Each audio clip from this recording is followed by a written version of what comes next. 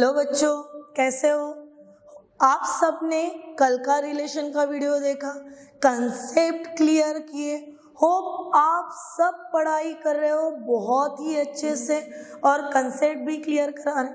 Again once I repeat कि NDA crack करने के लिए जितनी इम्पोर्टेंट है practice, because practice makes man perfect, उतना ही इम्पोर्टेंट है conceptual knowledge.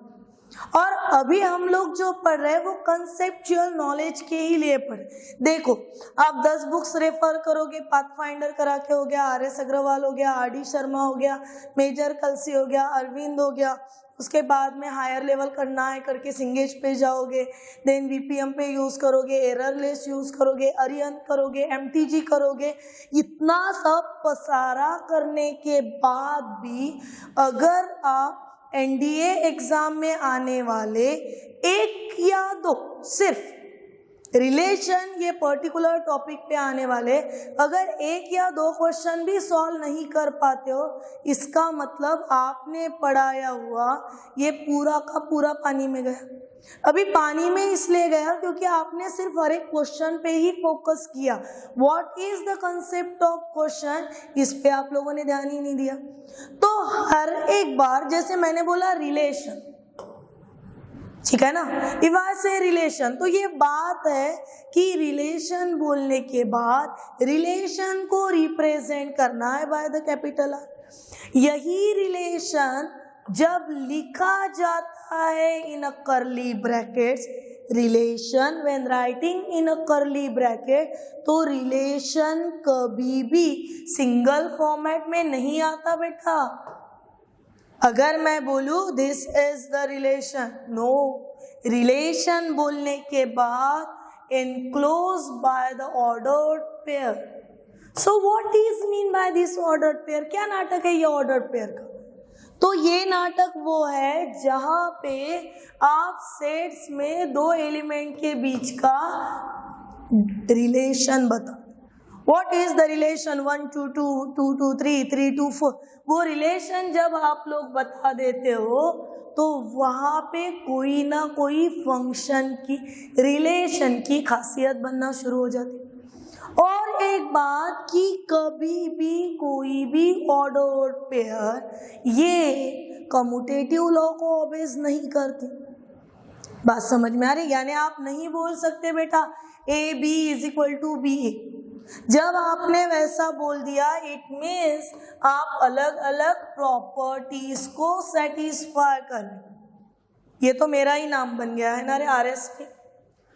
Now it means reflexivity, symmetry and transitivity, जिसके बारे में हम लोगों ने लास्ट वीडियो में भी डिस्कस किया था कि when the function is reflexive then A R A, when the function is symmetric तो ARB is equal to BRA, and when the function is transitive then if ARB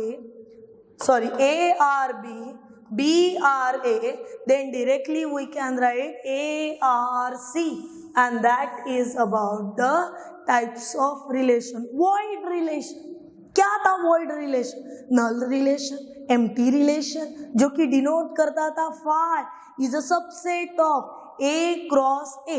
और ये सभी को मद्देनजर रखते हुए अभी हम लोग सॉल्व करेंगे रिमेनिंग क्वेश्चंस। सो मेरे ख्याल से कल के लास्ट वीडियो में हम लोगों ने क्वेश्चंस किए थे up to the 8। Now question number 9। So first focus on the question, क्या देखे? सो हमको बोला गया है एस एक सेट है किसका? All the straight lines in a plane, सभी की सभी सीधी रेखाएं प्लेन के अंदर, ठीक है। अभी वहां पे a relation is define on, relation क्या डिफाइन हो रहा कि A R A implies A parallel B, ठीक है। इट मीन्स आपके पास सीधी सीधी रेखा है। अभी जब आपके पास सीधी सीधी रेखा है उसमें अगर एक लाइन ले ली तो every line is parallel to itself, कैसे आ गया ये concept? Every line is parallel to its है। तो जब मैंने बेटा 11 का जीरो एंगल कॉन्सेप्ट पढ़ा तो ये बात समझ में आई कि जीरो एंगल माने वो एंगल जहां पे initial ray and the terminal ray both are lies on the same position. There is no amount of rotation between the initial and the terminal arm. That time the angle formed is called as zero angle.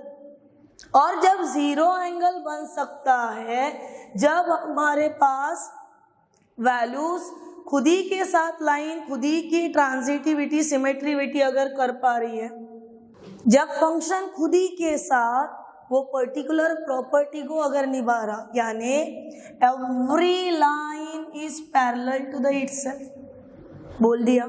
उसके बाद दो lines parallel है. मानो अगर ए parallel है B को, इसका मतलब बी भी पैरेलल हुई ए को. सवाल ही नहीं पैदा हो रहा यार.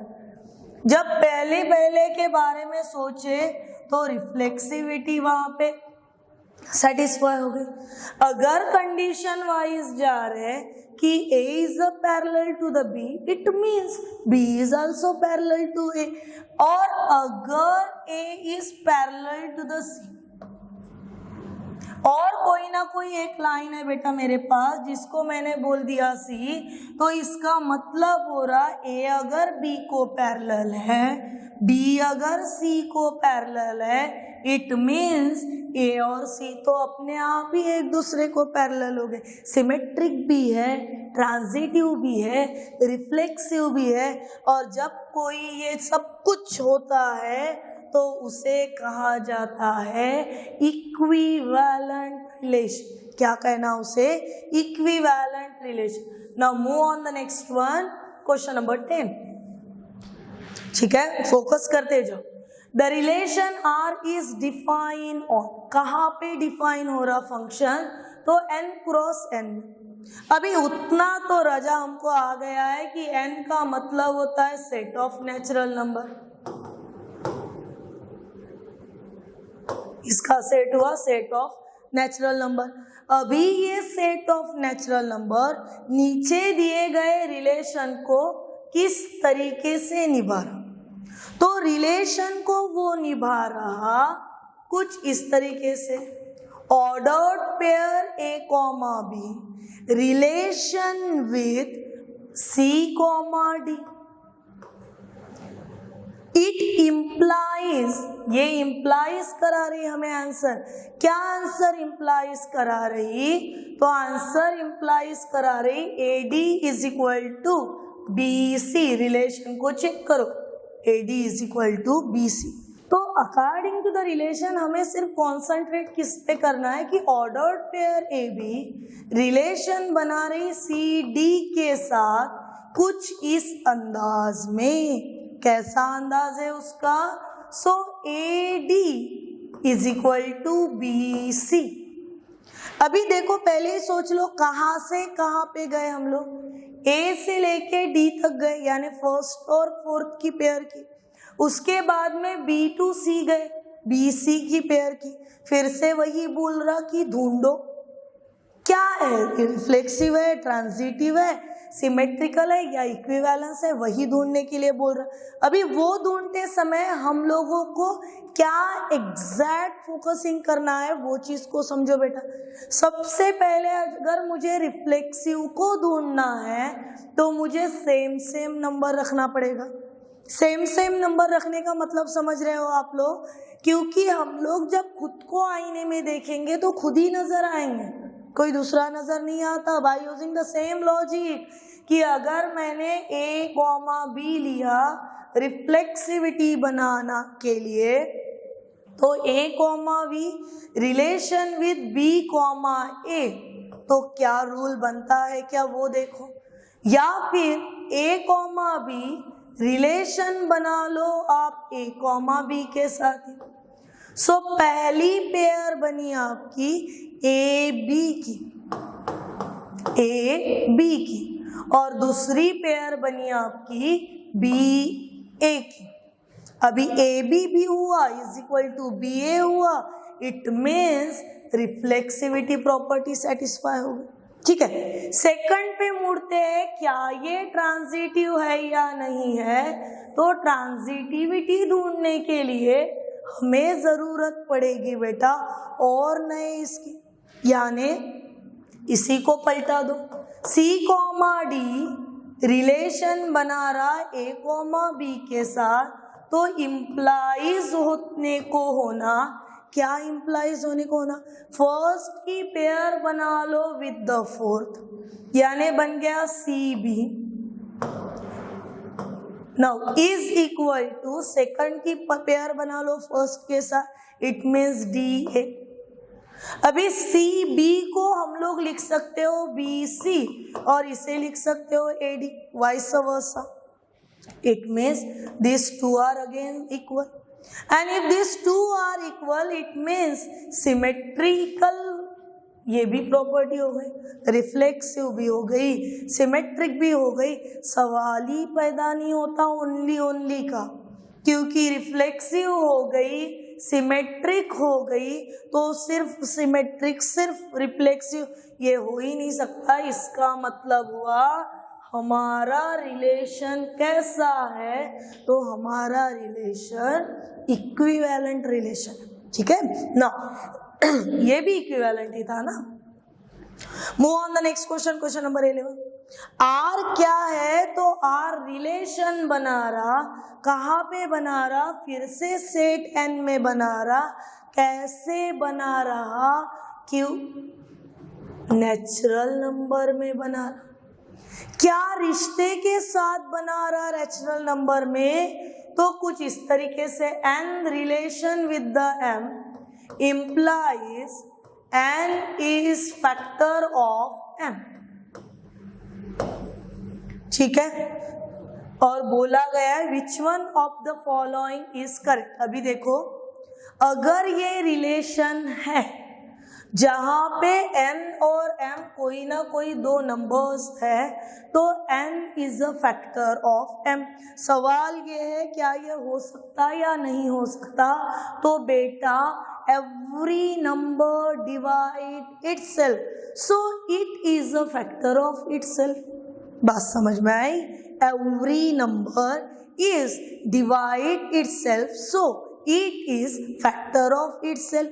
hence अगर वो खुद ही खुद का फैक्टर है, मैंने बोला 2, तो 2/2 इज इक्वल टू 1, यानी 2 का फैक्टर है, हाँ है। तो ये प्रॉपर्टी अगर सेटिस्फाई हो रही, तो ये रिफ्लेक्सिविटी को सेटिस्फाई कर। अगर मैं बोलूं 2 इज फैक्टर ऑफ 4, 2 किसका फैक्टर है, 4। 2 अगर 4 का फैक्टर है, तो आप ही सोचो पन क्या, but 4 is not factor of 2। 4 कहाँ पे 2 का फैक्टर है, नहीं। इसका मतलब रिफ्लेक्सिविटी हुई, पर सिमेट्रिविटी ने हमें नहीं बोला। अभी नेक्स्ट के तरफ बढ़ते, ये सोच के बढ़ते हैं कि 2 इज फैक्टर ऑफ 4। किसका फैक्टर है, 2 factor of 4। 4 is factor of 8। अभी बोलना मैडम ये नंबर कहाँ से उठा के लेके आ रहे हैं आप, तो बेटा कहीं से नहीं उठा के लेके आ रही, नेचुरल नंबर का सेट है, जो चाहे वो ले सकते हो। सो सिर्फ ये कंडीशन को सेटिस्फाई होने को ना, ठीक है। सो 4 is a factor of 8, 2 is a factor of 4। It means क्या, 2 अगर 4 का फैक्टर है, 4 अगर 8 का फैक्टर है, तो सवाल ही नहीं पैदा हो रहा यार। 2 इज अ फैक्टर ऑफ 8, 2 किसका फैक्टर हो जाएगा, 8 का। इसका मतलब ये सेटिस्फाई कर रहा ट्रांजिटिव को। फंक्शन रिफ्लेक्सिव है पर सिमेट्रिक नहीं, फिर ट्रांजिटिव है। मैच करो ऑप्शन के साथ। पहला, reflexive symmetric but not transitive, नहीं। Transitive symmetric but not reflexive नहीं, रिफ्लेक्सिव हाँ है, ट्रांजिटिव हाँ है, but not symmetric correct. It means most appropriate answer is option C. बढ़ते हैं नेक्स्ट क्वेश्चन के तरफ बेटा. Question number 12. What is in the question number 12? क्या दिया हुआ है क्वेश्चन नंबर 12 में? हमें क्वेश्चन नंबर 12 बन रहा कि 3 सेट्स. कौन से है वो 3 सेट्स? तो set A, set B and set C. 3 कोई ना कोई सेट दिए हुए हैं और हमें वैल्यू निकालने के लिए बोल रहा A cross B complement intersection C complement and whole having the complement. B complement intersection C complement and whole having the complement. Now यहाँ पे देखो बीच में मच कौन करेगा अभी? तो डिमॉर्गन्स करेगा.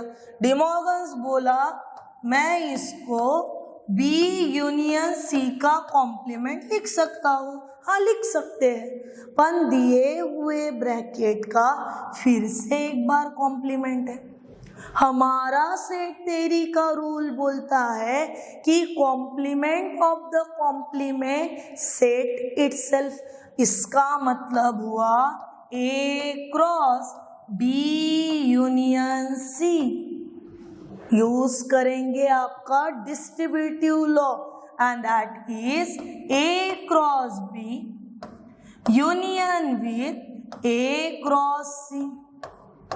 ए cross B union with A cross C. Match करो ऑप्शन को. कौन सा ऑप्शन करेक्ट है आपका?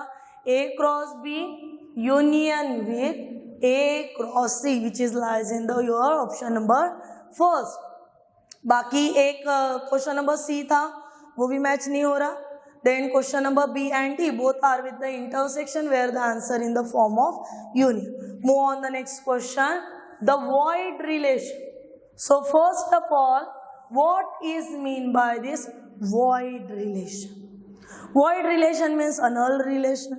Void relation means a empty relation. So हमें पूछा जा रहा कि the void relation on set A is कैसे रहता है? Reflexive, symmetric और transitive, transitive या फिर reflexive and transitive. तो सबसे पहले अभी मैं जो बोल रही हूँ उसे नोट डाउन करके रखिए कि जब हम लोग बात करते हैं अबाउट द वॉइड रिलेशन, जब हम लोग बात करते हैं about the null relation, so null relation is symmetric and transitive. कैसे रहता वो? सिमेट्रिक भी रहता और ट्रांजिटिव भी रहता, बट नॉट रिफ्लेक्सिव. रिफ्लेक्सिव क्यों नहीं रहता? There is a relation of equality in each element in the reflexive relation. अगर मैंने बोला A is a reflexive तो इसका मतलब A खुद की इमेज देगा हमें 1 1 2 2 3 3 4 4. और जब ये ऐसा पैटर्न आ जाता है तो फिर वो नल नहीं रहा. बात समझ रहे? फाई अगर बोलूँ तो भी उधर फाई ही मिलना. इसीलिए वॉइड रिलेशन सिर्फ कैसे रहता है? Symmetric and transitive. It is not reflexive because of, again and again I repeat the same thing, because there is a relation of equality in each element in the reflexive relation. Got it my point? Now move on the second. The relation is subset of. Relation क्या बनाना? Subset का बनाना है. किसमें का? Power set P of A. तो मान चलो कि अगर पावर सेट का रिलेशन बनाना है और बोल रहा कि सोचो सिमेट्रिक है क्या, एंटी सिमेट्रिक है क्या, इक्विवेलेंस है क्या, या नन ऑफ दीज है. तो सवाल ये है बेटा, set every subset, every set is a subset of itself होता है. तो रिफ्लेक्सिविटी को ये करा देगा. रही बात सिमेट्रिक की, बेटा सिमेट्रिक होने के लिए अगर मैं बोलूं A is a subset of B, पण जरूरी नहीं बी आल्सो सबसेट ऑफ ए। और जब सिमेट्रिक रहता है तो बिल्कुल भी नहीं। ठीक है, remember this, the relation is not symmetric because A is a subset of B does not imply, ये कभी भी imply नहीं करेगा कि मैं इसका सबसेट हूँ इसलिए ये मेरा सबसेट है। और इसी वजह से ये सिमेट्रिक की प्रॉपर्टी को सेटिस्फाई नहीं करता। पर वही अगर वो एंटी सिमेट्रिक रहा, कैसे रहा वो, एंटी सिमेट्रिक अगर रहा तो, एंटी सिमेट्रिक रहा तो ए सबसेट बन जाएगा बी का, बी सबसेट बन जाएगा ए का, और हमें वैल्यू मिल जाएगी। ये कब हो सकता है, if and only if A is equal to B, it means the relation is a subset of on the power set P of A of a set A। ये कैसा होगा, is the anti-symmetric relation। Now move on the next one, which one of the following is the necessary condition for relation to be symmetric। Relation का symmetric होने के लिए नीचे दिए हुए में से कौन सी प्रॉपर्टी का होना जरूरी है। अभी देखो बेटा, सबसे पहले कंसेप्ट ला लो कि सिमेट्रिक यानी होता क्या है। सिमेट्रिक का मतलब होता है अगर A B is equal to B A बना दे relation, that is RAB is equal to BRA, so उसे कहा जाता है सिमेट्रिक। बात समझ में आ रही। अगर मैं बोलूं R is equal to A comma B, so therefore R inverse is equal to B comma A। अगर दिए हुए टर्म का सिमेट्रिविटी सेटिस्फाई हो रहा तो AB is equal to B है, A B is equal to B A अगर है, इसी का मतलब R is equal to R inverse ने सेटिस्फाई होना, which is lies in our option number first. Now move on the question number 16। क्या बोला क्वेश्चन नंबर 16 ने, इट सेड कि X comma Y such that x square plus y square is equal to 16 where x y belongs to the R। क्या ये reflexive है?